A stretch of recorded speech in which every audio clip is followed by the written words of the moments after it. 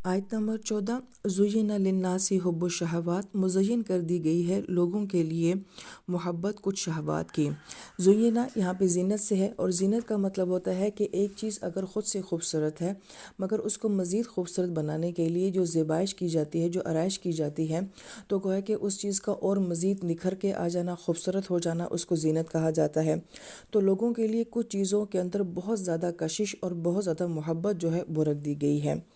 फिर हुब का लफ्ज़ आता है। हुब जो है वो दाने को कहा जाता है, और दाना ज़मीन के अंदर होता है, और इसी से लफ्ज़ मोहब्बत भी है। तो गोया कि ऐसी मोहब्बत जो कि इंसान के दिल के अंदर होती है। शहवात का लफ्ज़ आता है। शहवा का मतलब होता है वो चीज़ जिसके अंदर शिद्दत बहुत ज़्यादा होती है, जो कि इंसान की ज़िद बन जाती है।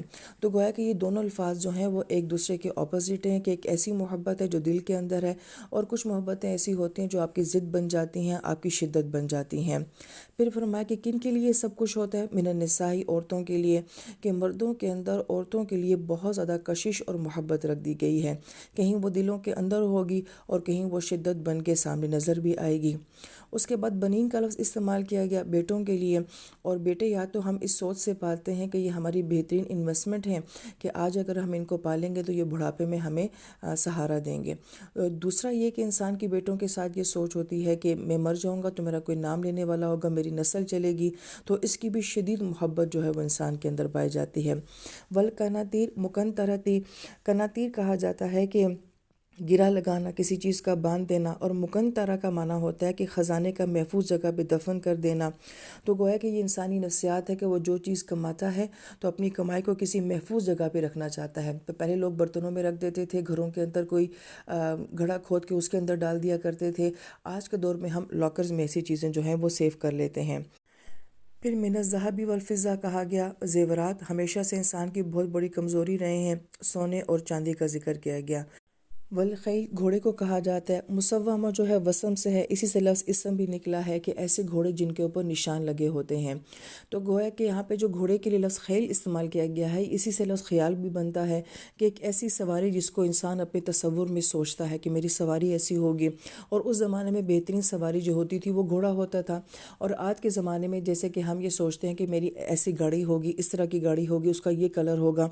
और मुसव्वमा, कि उस ज़माने में ये देखा जाता था कि कोई घोड़ा जो है वो कितना नस्ली है, तो ख़ास तौर पे उनके एक निशान लगे होते थे कि ये बड़ा नस्ली घोड़ा है। आज के ज़माने में समझ लें कि ब्रांड का होना, तो गोया कि इंसान की सोचता है कि मेरी फ़लाँ ब्रांड की गाड़ी होगी और उसका ये फ़ंक्शन होगा। तो गोया कि एक सवारी के साथ एक ख़्याल इंसान का जुड़ा हुआ होता है कि मैं उसमें ऐसे बैठूँगा, ऐसे चलाऊँगा, ऐसी गाड़ी होगी।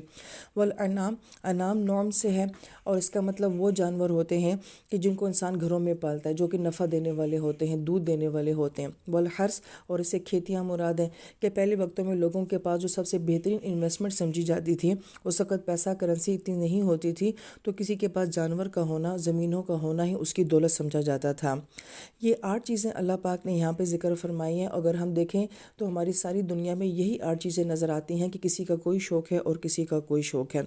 ये सब ज़िक्र करने के बाद अल्लाह पाक फरमाते हैं ज़ालिका मताउल हयाती दुनिया, ये सब दुनियावी ज़िंदगी का सरो सामान है। मता कहा जाता है किसी चीज़ का लंबा हो जाना, तवील हो जाना। दूसरा माना होता है उससे लज़्ज़त हासिल करना। तीसरा होता है कि अपनी ज़रूरत के लिए उसको इस्तेमाल करना। तो ये सब चीज़ें ऐसी हैं कि इंसान की तमन्ना होती है कि मेरे पास ज़्यादा से ज़्यादा हों। ये तमन्ना होती है कि इंसान इससे लज़्ज़त भी हासिल करता है, लेकिन ये सब चीज़ें बहरहाल इंसान की ज़रूरत है, मगर उसका मकसद नहीं है। वल्लाहु इंदहु हुस्नुल माआब, लेकिन अल्लाह के पास है अच्छा लौटना। माआब का एक माना तो होता है रुजू करना, लौट जाना। दूसरा, शहद की मक्खी को भी जो है माआब कहा जाता है। उसकी वजह यह है कि जब वो अपने छत्ते से निकलती है तो मुख्तलिफ़ रास्तों से होती हुई वो मुख्तलिफ़ फूलों के पास जाती है और वहाँ से उनका रस चूसती है। और इसके पीछे तो एक पूरी साइंस है कि जब वो वापस आती है तो उन्हीं रास्तों से आती है जिन रास्तों से वो गुजरती है। तो आपने यकीनन बहुत सारी डॉक्यूमेंट्रीज़ देखी होंगी। और उसके बाद जो एक कॉन्सेप्ट इस आयत मुबारका में दिया जा रहा है कि जो शहद की मक्खी होती है वो किसी एक फूल का रस नहीं चूसती है, बल्कि मुख्तलिफ फूलों का रस चूसती है, लेकिन आती बहरहाल वो अपने छत्ते के पास ही है। इसी तरीके से इंसान भी अपनी ज़िंदगी में मुख्तलिफ चीज़ों के जो है वो जायके लेता है, और 8 जायके तो अल्लाह पाक ने इस आयत मुबारका में खुद ही बता दिए हैं। इन तमाम जायकों को लेने के बाद आखिर इंसान ने लौटना कहाँ होता है? लौट के फिर जाना अपने अल्लाह के पास ही है।